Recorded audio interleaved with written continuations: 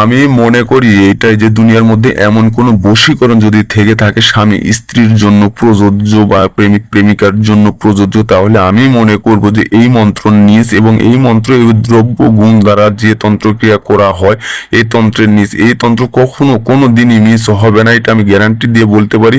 তো আসুন দেরি না করে ভিডিওটা পরিপূর্ণ যারা দেখবেন তারা অবশ্যই নিজ দায়িত্বে নিজেরাই কর্ম করতে পারবেন। আসসালামু আলাইকুম বন্ধুরা, সবাই কেমন আছেন? আশা করি সবাই ভালো আছেন। তো আজকে আমি 3 মাস পরে আপনাদের মাঝে এসে উপস্থিত হয়েছি একটা পাওয়ারফুল বশীকরণ মন্ত্র নিয়ে, এবং কিতাবে বলে এই মন্ত্রটা একেবারে নিষিদ্ধ মন্ত্র এবং নারী পুরুষের বীর্য দিয়ে যে বশীকরণটা করা হয়ে থাকে। এবং আমি তান্ত্রিক রায়হান আছি আপনাদের সাথে, ভিডিওটা ধৈর্য ধারণ করে দেখুন। এবং আমি পাশে কিছু দ্রব্যগুণ নিয়ে উপস্থিত হয়েছি।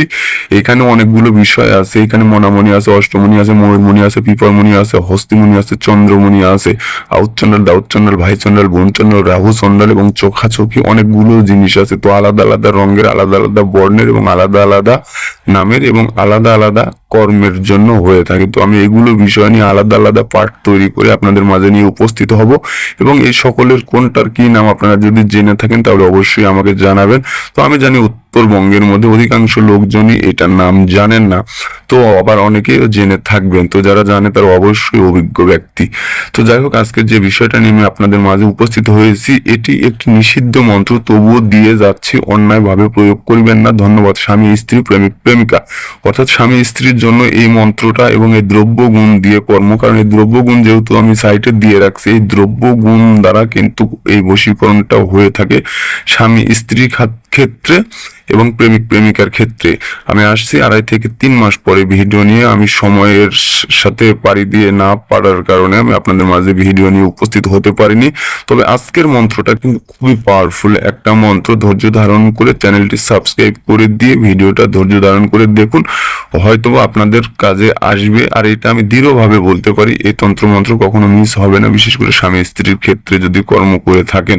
তো 100% এটা দূর থেকেও করা যায় এবং খাইয়ে করা যায় এবং কবজের মধ্যে দিয়ে ব্যবহার করেও করা যায়।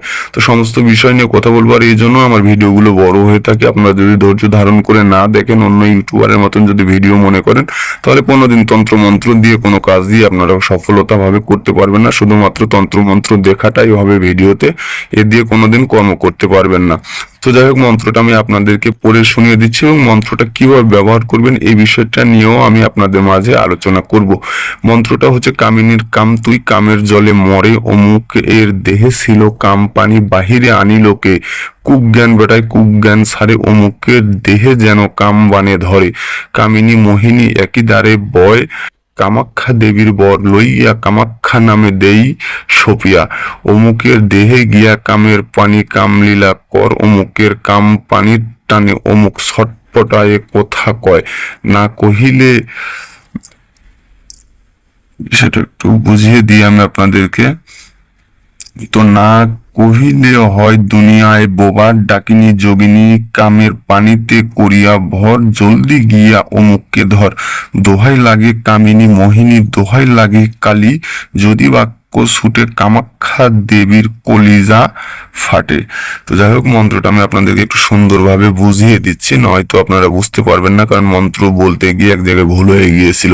তো মন্ত্রটা হচ্ছে, কামিনীর কাম তুই কামের জলে মরে, অমুকের দেহে ছিল কাম পানি বাহিরে আনিলোকে, কুজ্ঞান বেটায় কুজ্ঞান সারে, অমুকের দেহে যেন কাম বানে ধরে, কামিনী মোহিনী একই দ্বারে বয়, কামাখ্যা দেবীর বর লইয়া কামাখ্যা নামে দেই সপিয়া, অমুকের দেহে গিয়া কামের পানি কাম লীলা কর, অমুকের কাম পানির টানে অমুক ছটফটায়ে কথা কয়, না কহিলে কথা দুনিয়ায় বোবা হয়, তো ডাকিনী যোগিনী কামের পানিতে করিয়া ভর, জলদি গিয়া অমুককে ধর, দোহাই লাগে কামিনী মোহিনী দোহাই লাগে কালী, যদি বাক্য ছুটে কামাখ্যা দেবীর কলিজা ফাটে।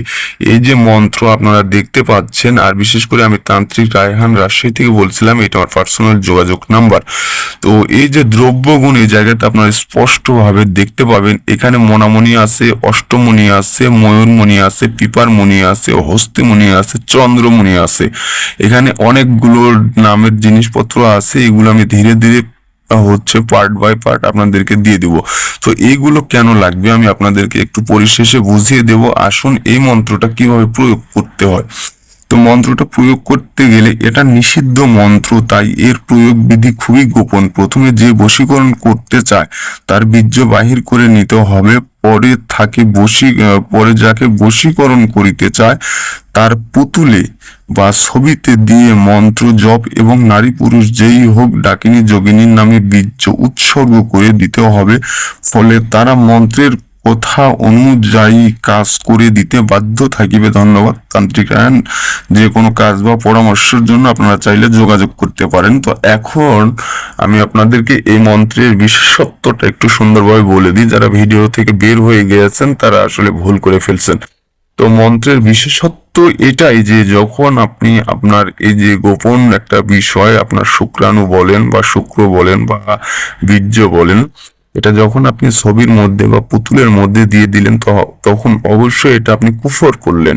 তো এটা একটা কুফর মন্ত্রক্রিয়া, বিশেষ করে স্বামী স্ত্রীর জন্য করবে, স্ত্রী স্বামীর জন্য করবে, উভয় লিঙ্গের জন্য এই মন্ত্র প্রযোজ্য। তো সবাই করতে পারবে এবং প্রেমিক প্রেমিকার জন্য করতে পারবে। তো যখন ওইটা সম্মুখে রেখে মন্ত্র যখন জপ করা হয় তখন এতে করে শয়তান খুশি হয়ে গিয়ে কর্মটা সাকসেসফুলি করে দেয়। এটা গেল হচ্ছে আপনার দূর থেকে ছবি বা পুতুল দিয়ে যখন এটা কর্ম করতে হবে।